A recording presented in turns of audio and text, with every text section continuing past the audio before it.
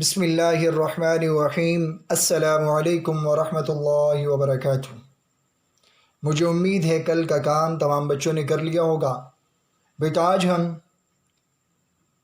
درد دل کے واسطے پیدا کیا انسان کو اس سبق کی بلند خوانی، بمائے تفہیم اور مشکل الفاظ کے معنی کریں گے۔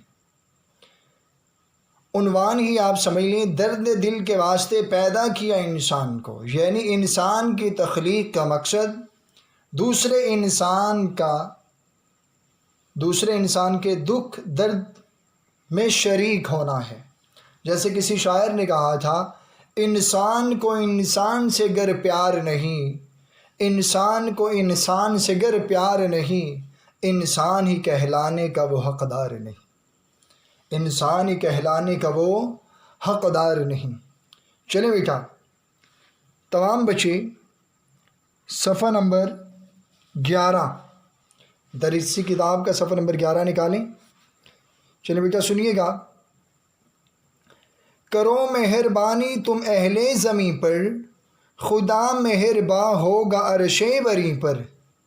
کیا مطلب؟ اگر تم زمین پر بسنے والی مخلوق پر مہربانی کرو گے تو آسمان پر یعنی عرش بری پر خدا مہرباں ہوگا۔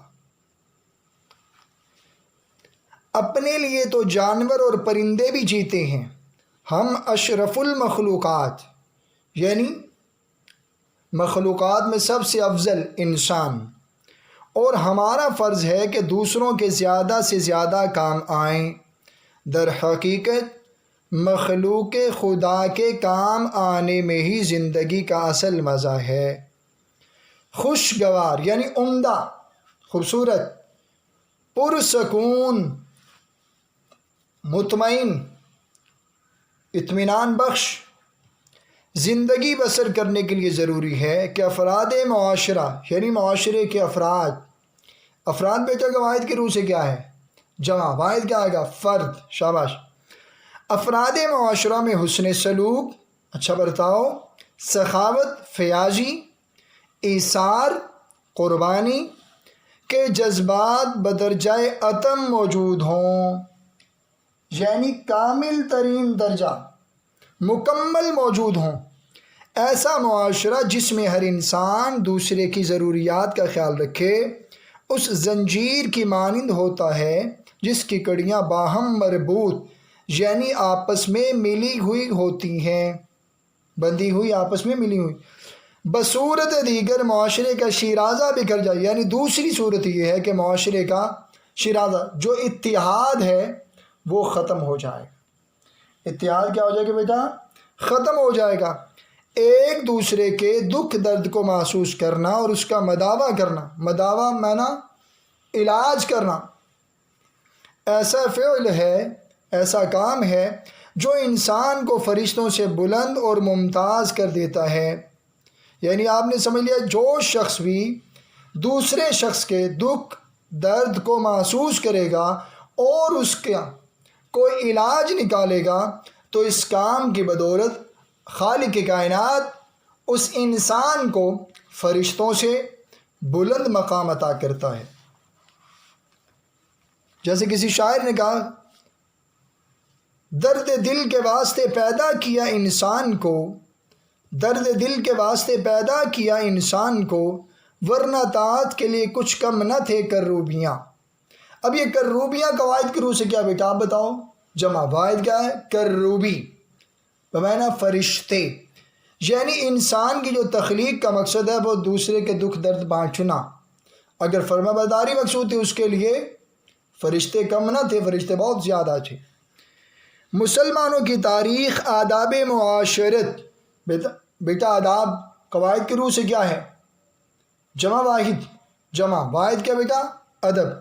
آداب معاشرت کے مختلف پہلوؤں مثلا ہمدردی، سخاوت، محبت، اخوت، بھائی چارہ، بھائی بندی، ایثار، قربانی، حسن سلوک اور احترام انسانیت وغیرہ کی روشن مثالوں سے بھری پڑی ہے۔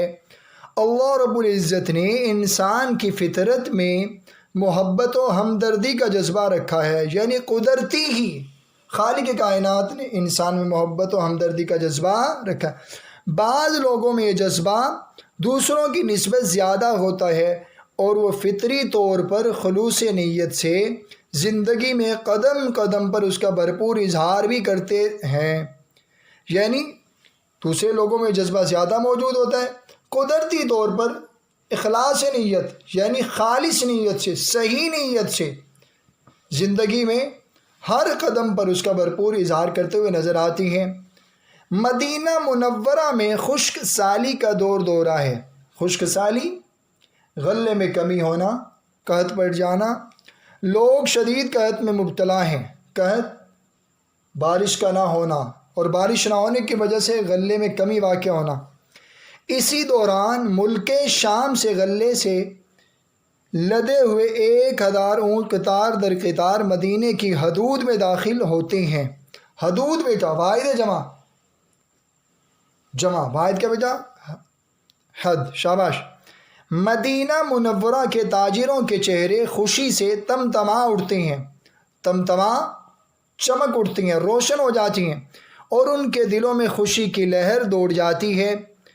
ان سب کی یہ خواہش ہے کہ غلہ خرید لیا جائے، غلہ مانا اناج، اور پھر منہ مانگے داموں فروخت کر کے زیادہ سے زیادہ نفع کمایا جائے۔ منہ مانگے داموں یعنی منہ بولی قیمت، جتنا بھی منہ سے ادا ہو جو قیمت، وہ اس میں فروخت کر کے زیادہ سے زیادہ نفع کمایا جائے۔ یہ غلے کے اونٹ حضرت عثمان ذو النورین رضی اللہ تعالی عنہ کے ہیں۔ حضرت عثمان خلیفہ سوم، یہ عثمان غنی رضی اللہ تعالیٰ وہ صحابی رسول ہیں جنہیں اللہ کے حبیب نے اپنی 2 بیٹیاں نکاح میں دیں۔ ذو النورین یہ لقب، 2 نوروں والا، اسی وجہ سے حضرت عثمان کو ذو النورین کہتے ہیں۔ حضور کی 2 بیٹیاں آپ کے نکاح میں آئیں، جن کا شمار مدینے کے بڑے تاجروں میں ہوتا ہے۔ مدینے کا ہر تاجر آپ رضی اللہ تعالیٰ عنہ کے پاس دوڑا آتا ہے تاکہ وہ زیادہ سے زیادہ غلہ خرید لے اور خوب نفع کمائے۔ حضرت عثمان غنی رضی اللہ تعالیٰ عنہ ہر ایک سے باری باری پوچھتے ہیں کہ وہ کتنا نفع دے گا۔ ہر ایک آپ رضی اللہ تعالیٰ عنہ کو 2 گنا نفع دینے کی پیشکش آفر کرتا ہے، 2 گنا دوہرا نفع۔ اس پر آپ رضی اللہ تعالیٰ عنہ کہتے ہیں کہ یہ بہت ہی کم ہے، مجھے اس سے زیادہ نفع مل رہا ہے۔ سبھی تاجر حیران ہیں کہ اس قدر منافع کون دے رہا ہے۔ وہ حیران ہو کر آپ رضی اللہ تعالیٰ عنہ سے پوچھتے ہیں کہ ہم سے پہلے نہ تو کوئی ادھر آیا اور نہ ہی ہم نے کسی کو آتے دیکھا، آخر وہ کون ہے جو آپ رضی اللہ تعالیٰ عنہ کو اس سے بھی زیادہ نفع دے رہا ہے؟ حضرت عثمان غنی رضی اللہ تعالیٰ عنہ کہتے ہیں کہ وہ میرا اللہ ہے جس نے مجھ سے وعدہ کر رکھا ہے وہ 1 کے بدلے میں 10 دے گا۔ یہ جواب سن کر مدینے کے تاجر لاجواب ہو جاتے ہیں، یعنی ان کے پاس جواب ہی نہیں ہوتا۔ انسانی تاریخ میں غنی یہ مالدار دولت مند کے نام سے پہچانے جانے والی اس ہستی نے اسی وقت وہ سارا غلہ اللہ کی راہ میں غریبوں اور مسکینوں میں تقسیم کر دیا۔ اس اثار حسن سلوک اور سخاوت کی کوئی اور مثال کم ہی دستیاب ہوگی۔ اسلامی تاریخ گواہ کہ صحابہ کرام رضوان اللہ تعالی علیہم اجمعین نے ہر آڑے وقت یعنی مشکل وقت میں اپنے بھائیوں کی مدد کی اور ان کی ضرورت کو اپنی ضرورت پر ترجیح دی، برتری دی، فوقیت دی۔ غزوہ تبوک کے موقع پر جب رسول اللہ صلی اللہ علیہ وسلم خاتم النبیین یعنی ختم نبوت کا تاج، آخری نبی حضرت محمد صلی اللہ علیہ وآلہ وسلم نے صحابہ کرام رضوان اللہ تعالی اجمعین کو خدا کی راہ میں مال و دولت دینے کا کہا تو حضرت عمر فاروق رضی اللہ تعالیٰ نے فوراً اپنا آدھا مال راہ خدا میں پیش کر دیا، جبکہ حضرت ابوبکر صدیق رضی اللہ تعالیٰ نے تو سخاوت کی بے مثل تاریخ رقم کر دی جس کی کوئی مثال نہ ہو۔ انہوں نے اپنے گھر کا سارا سامان لا کر رحمت دو عالم حضرت محمد صلی اللہ علیہ وآلہ وسلم دونوں جہانوں کے لیے رحمت کے قدموں میں ڈھیر کر دیا۔ سرور کائنات صلی اللہ علیہ وآلہ وسلم کائنات کے سردار جب ان سے پوچھا کہ اے ابو بکر گھر والوں کے لیے کیا چھوڑ کر آئے ہو؟ تو انہوں نے عرض کیا اللہ اور اللہ کا رسول صلی اللہ علیہ وسلم۔ صدیق اکبر رضی اللہ تعالیٰ عنہ کے اس عمل کی ترجمانی علامہ محمد اقبال رحمہ اللہ تعالیٰ علیہ یوں کرتے ہیں: پروانے کو چراغ ہے بلبل کو پھول بس، صدیق کے لیے ہے خدا کا رسول بس۔ یعنی جیسے پروانے کو چراغ کی ضرورت، بلبل کو بس پھول چاہیے، اسی طرح صدیق کو بس خدا کے رسول کی ضرورت، خدا کا رسول چاہیے۔ جنگ یرموک میں زخموں سے چور ایک زخمی کو جب ایک شخص پانی پلانے لگا تو اس نے قریب کراہتے یعنی درد سے چلاتے ہوئے دوسرے زخمی کو پانی پلانے کا کہا۔ جب پانی پلانے والا دوسرے زخمی کے پاس گیا تو اس نے تیسرے زخمی کو پانی پلانے کا اشارہ کر دیا۔ تیسرے زخمی تک جب پانی پہنچا تو وہ اسی اسنا لمحے وقت میں شہید ہو چکے تھے۔ پانی پلانے والا واپس دوسرے زخمی کے پاس آیا تو ان کی روح بھی پرواز کر چکی تھی۔ جب پہلے زخمی کے پاس آیا تو وہ بھی دار فانی سے کوچ کر گئے تھے۔ دار فانی سے کیا کر جانا بیٹا؟ کوچ کر جانا، فنا ہونے والی جگہ۔ نزا کے عالم یعنی موت کا عالم اور شدید زخمی حالت میں بھی صحابہ کرام رضوان اللہ عنہم اجمعین کا یہ ایثار اور قربانی بے مثال ہے۔ اسی طرح ہجرت مدینہ کے موقع پر انصاری صحابی رضی اللہ تعالیٰ عنہ نے مہاجر صحابہ رضی اللہ تعالیٰ عنہ کی جس انداز سے مدد کی، اس کی نظیر ملنا، مثال ملنا بھی مشکل ہے۔ ان واقعات سے ہمیں یہ سبق ملتا ہے کہ ہم ہر مشکل گھڑی میں اپنے ارد گرد بسنے والے انسانوں کی مدد کریں تاکہ ہمارا معاشرہ اور ہماری دنیا محبت اور امن و سکون کا گہوارہ بن جائے۔ گہوارہ کھٹولا، بچوں کو سلانے والا جھولا، یعنی امن و سکون، چین ہر طرف۔ ہمیں اپنے ارد گرد گلی محلے میں ضرورت مند نظر آتے ہیں ان کی خاطر خواہ اچھی خاصی مدد کرنی چاہیے۔ غریبوں، مسکینوں، اپاہجوں، معذور کو کھانا کھلا کر ان کی مدد کی جا سکتی ہے۔ غریب خاندانوں کی مالی مدد کر کے ان کی ضرورت پوری کی جا سکتی ہے۔ ہمارے معاشرے میں بہت سے ایسے بچے ہیں جو غربت کی وجہ سے سکول نہیں جا سکتے۔ ہم انہیں تعلیم دلوا کر معاشرے کے کارآمد شہری، مفید شہری، فائدہ مند شہری بنا سکتے ہیں۔ یہ ضروری نہیں کہ ہمارے پاس مال و دولت ہو تو ہم دوسروں کی مدد کرنے کے قابل ہوں گے۔ ہم چھوٹی چھوٹی باتوں کا خیال رکھ کر اپنے معاشرے کو جنت کا نمونہ بنا سکتے ہیں۔ ہمیں جب ایک جماعت سے دوسری جماعت میں ترقی ملتی ہے تو ہم اپنی پچھلی جماعت کی کتابوں کو یا تو اپنے اسٹور میں پھینک دیتے ہیں یا ردی والے کے ہاتھ بھیج دیتے ہیں۔ اگر ہم ان کتابوں کو نہ بیچیں تو یہ کتابیں ان بچوں کو دی جا سکتی ہیں جو مالی مشکلات کی وجہ سے کتابیں نہیں خرید سکتے۔ اسی طرح ہمارے محلے یا ہمسائے میں کوئی بیمار ہے اور وہ ہسپتال نہیں جا سکتا تو ہم اس کی ہسپتال جانے میں مدد کر سکتے ہیں۔ کسی بزرگ یا نابینا کو سڑک پار کرنے میں مدد دے سکتے ہیں۔ حصول تعلیم یعنی تعلیم کے حصول میں کسی طالب علم کی مدد کی جا سکتی ہے۔ کسی حادثے کے دوران زخمیوں کی ابتدائی طبی امداد یعنی ایسی مدد جو متاثرہ شخص کو پہنچائی جا سکتی ہو کے ذریعے ان کی جان بچائی جا سکتی ہے۔ اگر ہمارے پاس مال و دولت ہو تو اس سے بھی دوسروں کی مدد کرنا لازم ہے۔ قرآن کریم میں نیک لوگوں کی صفت بھی بیان کی گئی ہے کہ وہ اپنے مال میں سے ضرورت مندوں اور مصیبت زدوں پر خرچ کرتے ہیں۔ حضور صلی اللہ علیہ وآلہ وسلم کا ارشاد ہے، جو شخص اپنے بھائی کی حاجت پوری کرے گا خدا اس کی ضرورت پوری کرے گا۔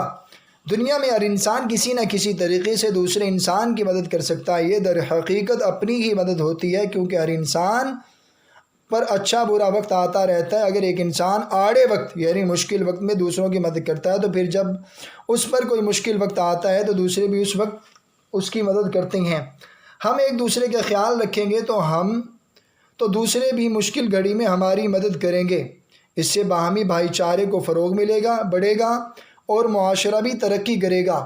دین اسلام بھی ہمیں یہی درس دیتا ہے کہ لوگوں میں سب سے اچھا وہ ہے جو لوگوں کو فائدہ پہنچاتا ہے۔ ہمیں چاہیے کہ ہم ہر ضرورت مند کی مدد رنگ، نسل، زبان، مذہب اور علاقے کی تفریق کے بغیر صرف اور صرف اللہ تعالیٰ کی خوشنودی کے لیے کریں۔ خدا کے بندے تو ہیں ہزاروں، بنوں میں پھرتے ہیں ہمارے مارے، میں اس کا بندہ بنوں گا جس کو خدا کے بندوں سے پیار ہوگا۔ بنوں کہتے ہیں جنگل کو، یعنی خدا کے بندوں تو ہزاروں نظر آتے ہیں لیکن میں اس کا بندہ بنوں گا جس کو خدا کے بندوں سے کیا ہوگا بیٹا؟